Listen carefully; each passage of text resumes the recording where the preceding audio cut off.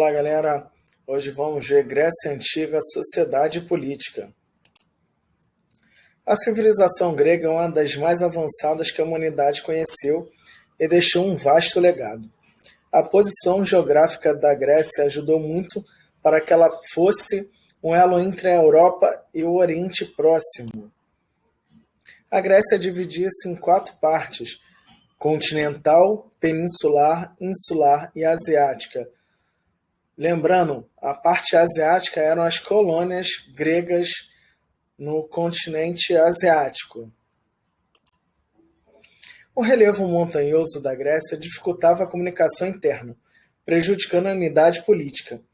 Porém, um litoral recortado, com vários portos naturais, concorreu para que os gregos se dedicassem à navegação e ao comércio. Por volta de 2000 anos antes de Cristo, a Península Báltica, que já era habitada por grupos de pastores seminômades, começou a ser ocupada por povos indo-europeus, provenientes das planícies euroasiáticas, os aqueus, os eólios, os jônios e os dórios. Os aqueus formaram os primeiros a chegar, concentraram-se no Peloponeso, e fundaram cidades, entre elas Micenas. No século XV a.C., os aqueus invadiram a ilha de Creta, assimilando a cultura dos cretenses, originando assim a civilização creto-micênica. Expandiram-se pela Ásia Menor, invadiram e destruíram cidades, principalmente a cidade de Troia, pelo fato conhecido como Guerra de Troia. Lembrando aí, galera, o cavalo de Troia aí, para todo mundo lembrar o que foi a Guerra de Troia. A primeira diáspora. A invasão dos dórios iniciou por volta de 1200 a.C. Destruíram a civilização creto-micênica, o que provocou a dispersão de parte da sua população. Depois do esplendor da civilização creto-micênica, a Grécia sofreu um processo de regressão. Várias cidades foram saqueadas, a escrita caiu em desuso, a economia passou a ser de subsistência. Socialmente, os gregos voltaram a viver como viver em grandes famílias, os gêmeos.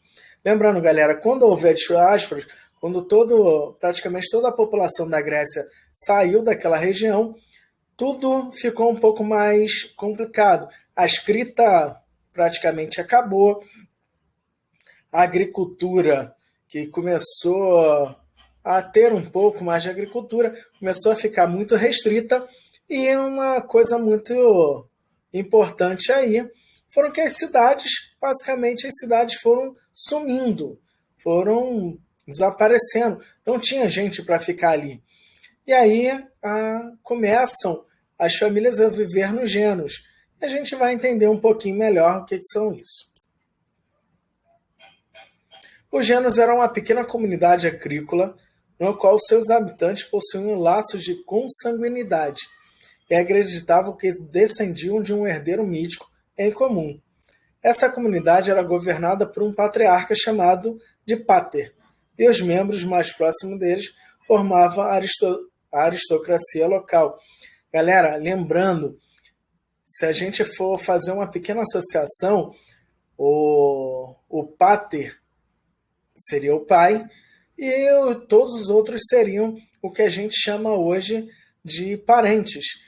Todos eram irmãos, primos, não importava qual a denominação que a gente ia colocar agora neles, mas eles eram muito próximos. Tudo tranquilo.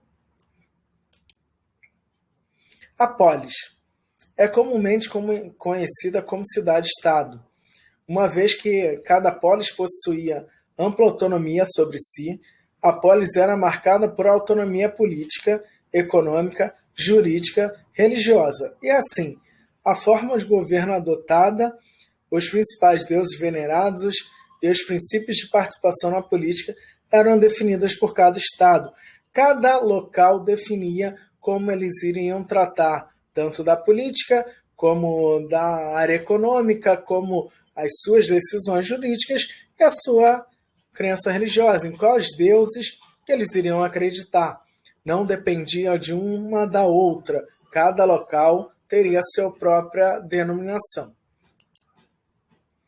A polis era uma cidade, geralmente fortificada, que possuía como principal zona a Acrópole, construída em território elevado e o que reunia os principais prédios da cidade, como os templos religiosos.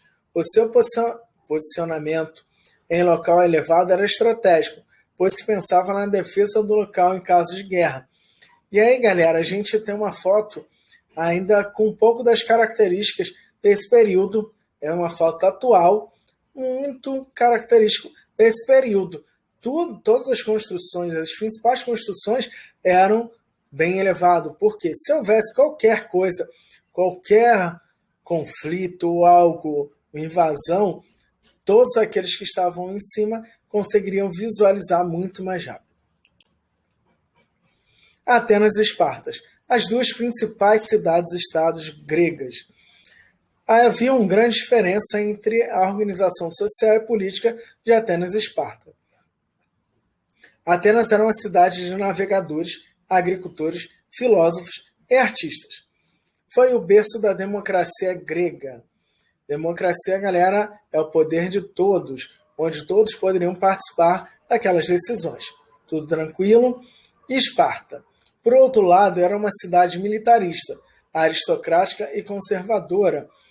Ela, principalmente, quando a gente fala de aristocracia, eram só aquelas pessoas que participavam de um poder muito restrito.